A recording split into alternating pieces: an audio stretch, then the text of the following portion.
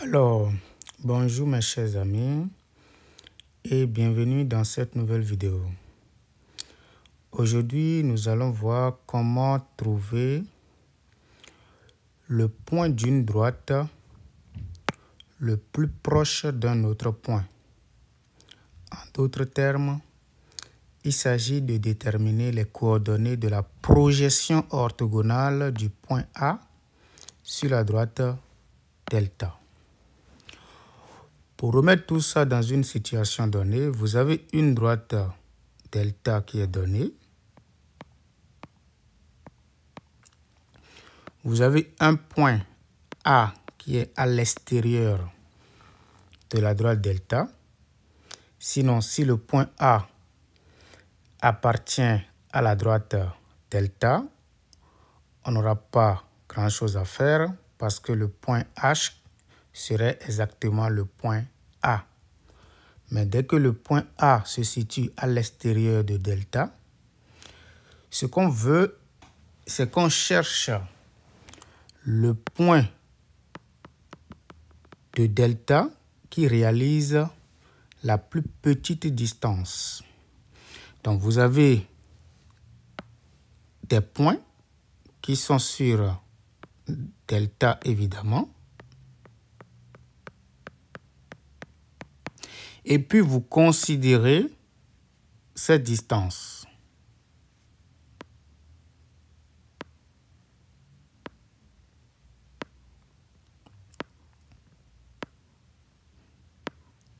Donc, on veut déterminer quel est le point de delta qui nous permet de réaliser la plus petite distance possible.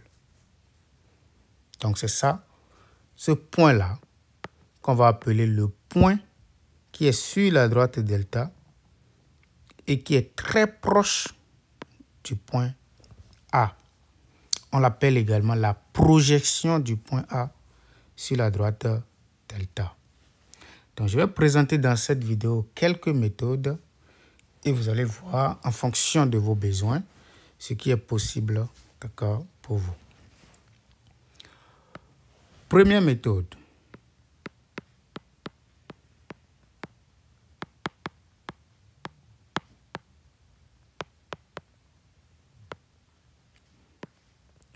Donc, ici, je reprends la droite delta. Ici, je remets le point A ici. Comme je viens de le dire, il s'agit de projeter le point A sur la droite delta. Donc, on va tracer la droite qui passe par A et qui est perpendiculaire à delta. Donc, je trace. Voilà. Donc, le point de rencontre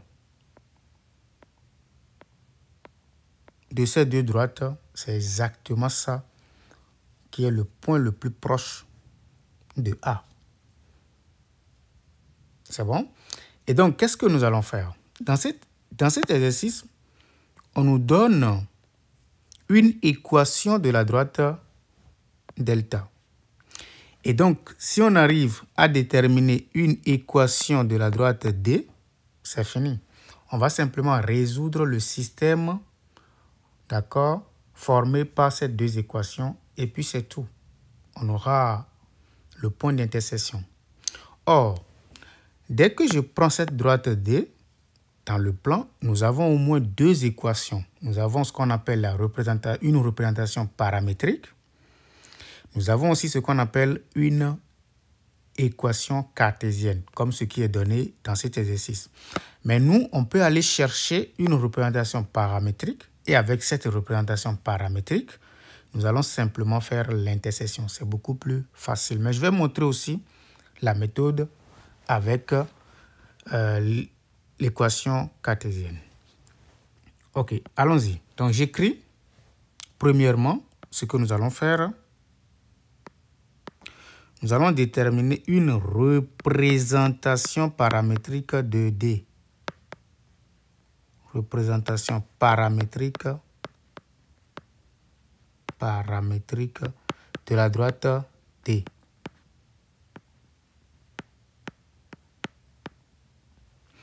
on se concentre. Pour trouver une représentation paramétrique d'une droite, on a besoin de quoi? On a besoin d'un point de cette droite et d'un vecteur directeur. C'est tout.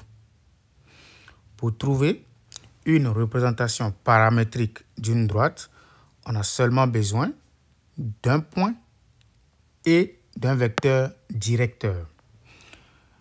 Ça, c'est notre droite D. Nous avons bien évidemment un point qui est le point A. Mais c'est quoi un vecteur directeur de D? Puisque D est perpendiculaire à delta, ça veut dire quoi? Qu'un vecteur directeur de la droite D n'est rien d'autre qu'un vecteur normal. D'accord? À la droite delta. Or, puisqu'on nous donne ici une équation cartésienne, le vecteur de coordonnées de -3 est automatiquement un vecteur normal à delta. Par conséquent, on va le prendre comme un vecteur directeur à la droite D. Donc j'écris, on a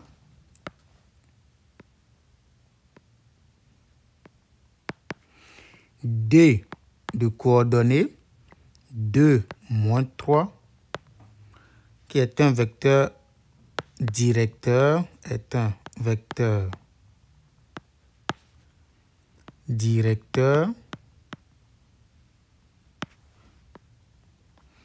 de la droite D. Faites beaucoup attention. C'est un vecteur normal à delta, mais c'est un vecteur directeur à D, parce que les deux droites sont perpendiculaires. La deuxième chose que nous avons le point A de coordonnées, ce qui est donné directement, 2, -3, qui appartient à la droite D. À partir de là maintenant, nous pouvons donner une représentation paramétrique de la droite D. Représentation paramétrique, ça fait X égale. Donc, on se concentre sur les deux machins. Donc, on va multiplier chaque composante de D par T. Donc, la première composante de D, c'est égal à 2. Je multiplie par T. Je fais la même chose au niveau de l'ordonnée. Je prends la deuxième composante de D. Je multiplie encore par T. Et enfin, j'ajoute maintenant les composantes du point A. C'est comme ça qu'on trouve une représentation paramétrique. J'ajoute maintenant les composantes du point A. Donc, premièrement, la première composante du point A, c'est 2. Et la deuxième composante du point A, c'est -3. Maintenant, je veux faire maintenant l'intersection. Donc, c'est la deuxième étape. Deuxième étape, je cherche l'intersection maintenant. Intersection de D et delta. Voilà. Donc, on va simplement exploiter les deux informations. Premièrement, D a pour représentation paramétrique, donc je copie tout simplement. Donc ici, n'oubliez pas, c'est toujours bien. Il faut toujours préciser que T appartient à R. Donc vous avez ici 2T plus 2. Et ici, vous avez Y égale à -3T moins 3. T élément de R. Et ici, vous avez delta qui a pour équation cartésienne de X moins 3Y égale -2. Donc, pour résoudre ça, qu'est-ce qu'on fait? On va baptiser cette équation-là l'équation numéro 1. Ici, l'équation numéro 2. Et cette équation, on baptise égale à 3. Donc, on prend l'équation numéro 1, l'équation numéro 2. D'accord? Et on va les mettre dans l'équation numéro 3. C'est simple. Donc, ça veut dire quoi? Puisqu'ici, nous avons X, nous allons prendre cette valeur pour X. Nous allons prendre également cette valeur pour Y. Nous allons simplement remplacer ça ici. C'est tout simple.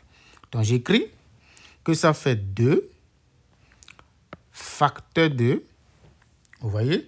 Maintenant, je copie X. Donc, X, c'est quoi? C'est 2T plus 2. Je continue. -3, c'est quoi Y? Y, je remets, ça fait 3t moins 3. Tout ceci donne quoi? Moins 2. Ceci. Tout ce qui reste à faire maintenant, c'est de calculer. Je calcule. Ici, j'obtiens 4 fois t plus 4. Je continue. Plus 9 fois t plus 9 égale moins 2. Donc, je vais essayer de mettre ensemble les t. Nous avons ici 4t plus 9t qui font quoi? 13t, tout simplement. Maintenant, 4 plus 9 qui donne également 13. Et puis, tout ceci égale à moins 2. Donc, ici, nous avons 13t. C'est une équation simple égale à moins 2, moins 13. Ça veut dire ici que t est égal à moins 15 divisé par 13. Ça, c'est la valeur de t. Cette valeur de t, maintenant, me permet de déterminer les coordonnées du point d'intersection. Vous voyez? Parce qu'il suffit de venir remplacer ce t-là ici et ici. Puis, j'obtiens les coordonnées. Donc, on va porter, donc portons t égale moins 15 divisé par 13 dans la première équation et dans la deuxième, tout simplement. Donc, si on le fait, on obtient tout simplement x égale, ça c'est la première composante du point d'intersection. Donc, x égale à 2 facteur 2. Donc, je mets t là-dedans, moins 15 divisé par 13, d'accord? Plus maintenant 2, n'oublions pas, on a juste remplacé. Puis, je calcule, je me concentre et je calcule. Donc, si je fais le produit de ça, ça donne quoi? Moins 30 divisé par 13 plus 2. Et donc, ici, j'obtiens moins 30 plus 26, tout ceci divisé par 13. Et donc, on obtient x, la première composante, qui nous donne moins 4 divisé par 13. Ça, c'est la première composante du point d'intersection. Je vais faire la même chose pour déterminer la deuxième composante. Pour la deuxième composante, y égale, donc je regarde très bien, c'est ici, ça fait moins 3 fois t moins 3. Donc ça fait moins 3 multiplié par t. T c'est quoi? C'est moins 15 divisé par 13, je remplace. Moins 3, je calcule. Ici, j'obtiens plus 45, parce que je dois multiplier les numérateurs entre eux. Et les dénominateurs ici, n'oublions pas que le dénominateur de 3, c'est 1. Donc, divisé par 13, évidemment, moins 3. Donc ici, j'obtiens 45 moins 13 fois 3, ça fait 39. Tout ceci divisé par 13. Et donc, in fine, on obtient tout simplement 6 divisé par 13. Ça, c'est exactement la valeur de y. Conclusion.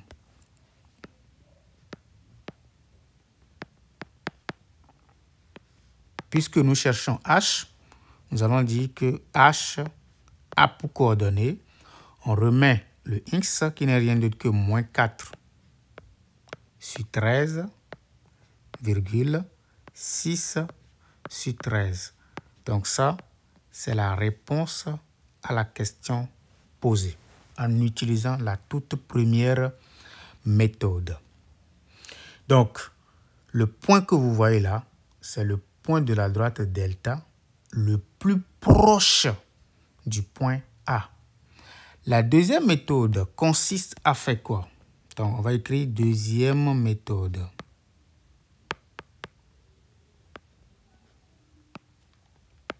La deuxième méthode consiste premièrement, au lieu de chercher une représentation paramétrique de la droite delta, de la droite D, pardon, on va plutôt chercher une équation cartésienne. Vous voyez, c'est la même méthode, seulement on a choisi les équations. D'accord? Ça dépend des équations qu'on sait manipuler. Regardons maintenant lorsqu'on décide de prendre une équation cartésienne de la droite D. Je vais encore représenter, vous allez voir, c'est rien du tout, c'est ça. Ça, c'est delta. Ça, c'est le point A. Nous avons cette droite qui est la perpendiculaire à delta passant par le point A. Voilà, la perpendiculaire que j'appelle D. Donc, cette fois-ci, dans la deuxième méthode, on va choisir une équation cartésienne aussi pour la droite D. Donc, pour trouver une équation cartésienne, on peut, par exemple, chercher son vecteur normal. Mais comment nous allons trouver un vecteur normal à la droite D? C'est important de le savoir. Pour trouver un vecteur normal, nous devons savoir qu'un vecteur normal de la droite D, vous pouvez le voir directement, vous voyez, ce sont les vecteurs normaux. Voilà, vous voyez, les vecteurs normaux, les vecteurs normaux, les vecteurs normaux, les vecteurs normaux. Vous voyez clairement que ces vecteurs normaux-là sont en quelque sorte, d'accord, des vecteurs qui sont, d'accord, par abus parallèles à la droite delta. C'est-à-dire que les vecteurs normaux de la droite et à la droite D sont en quelque sorte des vecteurs directeurs de la droite delta. Donc, je vais dire tout simplement que, donc, équation, donc première étape, équation cartésienne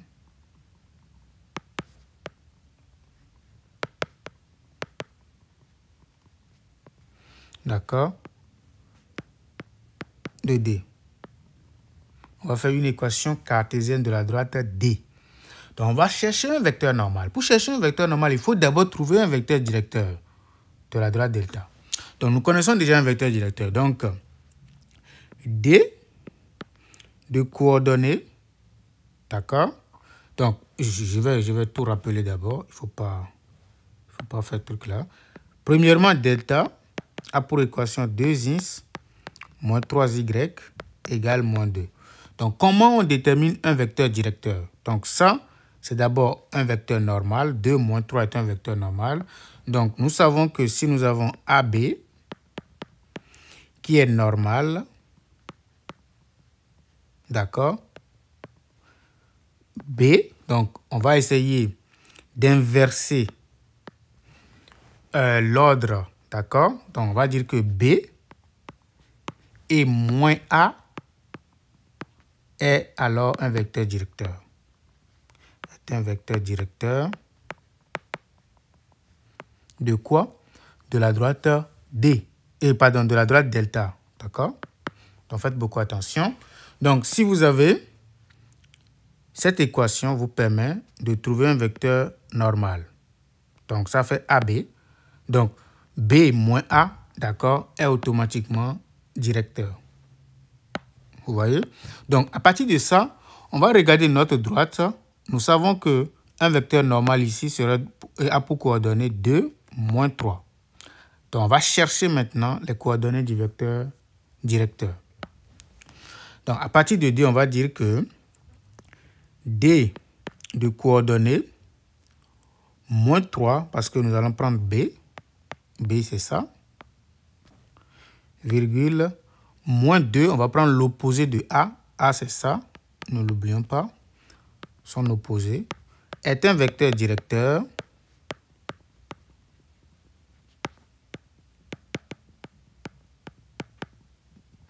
d'accord, de quelle droite? De la droite delta. Mais nous, on veut un vecteur normal à D. Ce vecteur directeur est en quelque sorte, d'accord, un vecteur normal à la droite D, tout simplement. Ainsi, ce vecteur que vous voyez là est un vecteur normal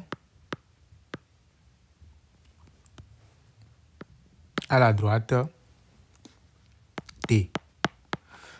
Si nous avons un vecteur normal, nous pouvons écrire une équation. Une équation cartésienne est alors quoi? Donc, DA pour équation cartésienne, moins 3x, moins 2y égale C. On ira chercher cette constante C en utilisant le point A qui appartient à D. Donc, comme A appartient à D, alors ces coordonnées vérifient cette équation. Nous avons moins 3 multiplié par la première composante du point A, c'est 2. Donc, moins 2, facteur de la deuxième composante du point A, c'est moins 3. Tout ceci est égal à C. Et donc, nous avons moins 6 plus 6 qui nous donne C. Donc, 0 est égal à C. Conclusion, nous avons l'équation cartésienne. Une équation cartésienne de la droite D donne alors moins 3x moins 2y égale 0 tout simplement. Donc, pour déterminer maintenant les coordonnées du point d'intersection, on va maintenant résoudre ce système-là. Donc, premièrement, nous avons cette équation qui représente l'équation de la droite D. Et maintenant, la deuxième équation, c'est 2x moins 3y égale à moins 2, qui représente l'équation de la droite delta. Donc, on va résoudre maintenant cette équation, ce système d'équations, et en même temps, on va trouver les coordonnées du point d'intersection. Ici, on va résoudre ce système-là par combinaison. Combinaison, c'est simple ici parce que, vous voyez ici, si on multiplie ceci par 2, on obtient moins 6. Mais si on multiplie ceci par 3, on obtient plus 6. Donc, on va dire que 2 multiplié par tout ceci, donc ça fait moins 3x, moins 2y, plus 3 multiplié par 2x moins 3y est égal. Donc, je multiplie ceci par 2. Ça fait alors 2 fois 0, plus 3 fois moins 2. Voilà, ça me permet de trouver y. Donc, si je développe, j'obtiens moins 6x, moins 4y, plus 6x, moins 9y, égale moins 6. Et donc, quand on regarde très bien, on a moins 6 plus 6, ça donne 0. Moins 4y, moins 9y, ça nous donne exactement moins 13y, d'accord, égale moins 6. Et donc, y, c'est facile, ça fait 6 sur 13. Vous voyez, c'est facile, tout de suite. Donc, à partir de là, puisque nous avons y, on va simplement remplacer ici pour obtenir la valeur de x. Donc, nous savons que moins 3x moins 2y égale à 0. Donc, on remplace maintenant. Ça veut dire que moins 3x est égal à 2y. C'est-à-dire que ça fait 2 fois le y. Y, c'est 6 sur 13. Et donc, on calcule, ça fait 12 sur 13, qui est égal à moins 3x. Et donc, x est égal à moins 12 sur 3 fois 13. Donc, on simplifie par 3, 3. Et donc, on obtient en haut moins 4 divisé par 13. Vous voyez, ça, c'est la composante suivante, l'as des x. Donc, ici, on obtient le h qui a pour coordonnées moins 4 sur 13. Et enfin, vous avez 6 sur 13. Voilà, ça, c'est la deuxième méthode. Je vais faire une dernière méthode. D'accord, je pourrais faire jusqu'à 4, d'accord, mais je vais seulement m'arrêter, d'accord, à la troisième méthode. La troisième méthode consiste à faire quoi? C'est une très belle méthode que moi j'apprécie énormément. Donc vous avez ça, c'est comme si on était dans un repère où l'origine est O. Donc on va considérer que nous avons cette droite qui est notre droite delta. Nous avons le point A qui se trouve quelque part ici. D'accord? Mais on va projeter ensemble. Donc, il faut voir. Et même si je ne projette pas correctement, il faut comprendre que c'est juste la projection que je fais. Voilà. Et notre objectif, c'est d'aller chercher le point A. Qu'est-ce que je vais faire de façon beaucoup plus simple? Qu'est-ce que je vais faire? Je vais chercher un point sur la droite delta, que j'appelle B. Donc, l'objectif, c'est d'aller chercher le point H. Mais chercher H revient à chercher OH. C'est la même chose. Dès que je trouve les coordonnées du vecteur OH, c'est fini. Donc, je vais commencer par dire que le vecteur OH est égal à quoi? Je vais utiliser la relation de Chasles. Ça me donne OA plus AH. Donc, ça fait OA plus AH. D'accord? N'oublions pas, nous connaissons les coordonnées de disons, OA. D'accord? Il n'y a pas de problème pour ça. Mais B, je vais le choisir. C'est juste un point que je vais choisir sur la droite delta. Choisissons B rapidement. D'accord? Vous allez voir pourquoi je vais utiliser B, comment je l'utilise. Mais allons-y. Mais c'est quoi AH? Puisque je connais déjà ça, je vais simplement chercher AH. Je ne connais pas H. Donc, je vais dire que AH est collinéaire au vecteur normal. Puisque si je prends le vecteur normal à la droite delta, OH et AH pardon, est collinéaire au vecteur n. Donc, je vais dire que c'est égal à alpha multiplié par n, tout simplement. D'accord? Donc, nous cherchons alors alpha. Pour chercher alpha, qu'est-ce que je vais faire? Je vais dire que AH, je vais dire que c'est égal à AB, d'accord, plus BH. Et donc, tout ceci est égal à alpha multiplié par n, tout simplement.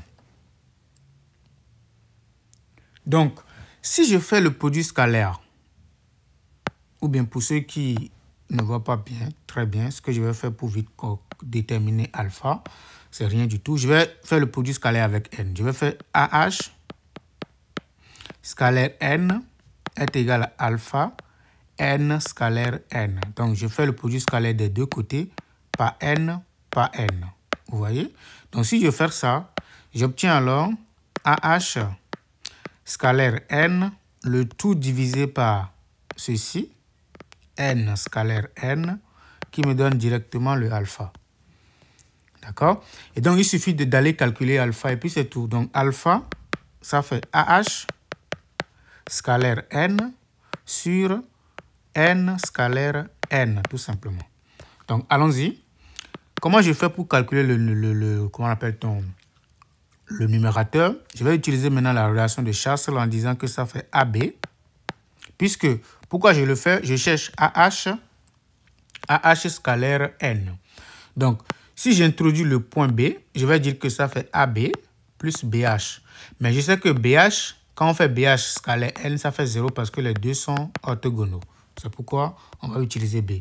Donc, je vais utiliser la relation de Chasles ici en disant que ça fait AB plus BH, tout ceci scalaire n sur n étoile scalaire n. Donc, quand je développe au numérateur, j'obtiens AB, produit scalaire avec n, plus BH, produit scalaire avec n. Tout ceci divisé par n scalaire n. Mais, qu'est-ce qui se passe? AB scalaire n, je vais calculer ça tantôt. C'est un point que je vais choisir, il n'y a pas de problème pour ça. Mais BH scalaire n, ça fait 0, d'accord? Plus 0 sur n scalaire n. Car B appartient, c'est un point de la droite delta, d'accord? Car BH scalaire n est égal à 0. Il y a orthogonalité. Donc, je vais dire tout simplement que ça fait AB scalaire n sur n scalaire n. Voilà. Donc, choisissons B rapidement. Nous savons que delta a pour équation 2x moins 3y égale à moins 2. Donc, si y est égal à 0, nous avons x qui est égal à moins 2. Donc, on prend B de coordonnées moins 2, 0, tout simplement. D'accord? On va maintenant calculer les coordonnées du vecteur AB parce qu'on en a besoin. Donc, coordonnées du vecteur AB, ça nous donne quoi? Moins 4, c'est juste un calcul. Et 3. Parce que je vais prendre les coordonnées du point B moins les coordonnées du point A. Et donc, j'obtiens ça. Parfait. Et je peux maintenant tout faire, d'accord? Je vais calculer AB scalaire n. Donc, AB. N, c'est le vecteur normal. Donc, je vais dire que n a pour coordonnées 2 moins 3. Ça, c'est automatique. Donc, je vais dire AB scalaire n est égal, donc ça fait moins 4 multiplié par 2, on fait produit avec ça, plus 3 multiplié par moins 3. Et donc ici, on obtient moins 8, moins 9, qui nous donne alors quoi? Moins 17, d'accord? Ça, c'est AB scalaire n. Maintenant, on va faire n scalaire n. N scalaire n est égal, donc ça fait 4 plus 9, qui nous donne alors 13. Conclusion, nous avons le alpha qui donne le quotient des deux, qui donne alors moins 17 divisé par 13. Donc avec ça, on peut aller calculer maintenant tout le reste, parce que du moment où nous avons alpha, nous allons calculer AH.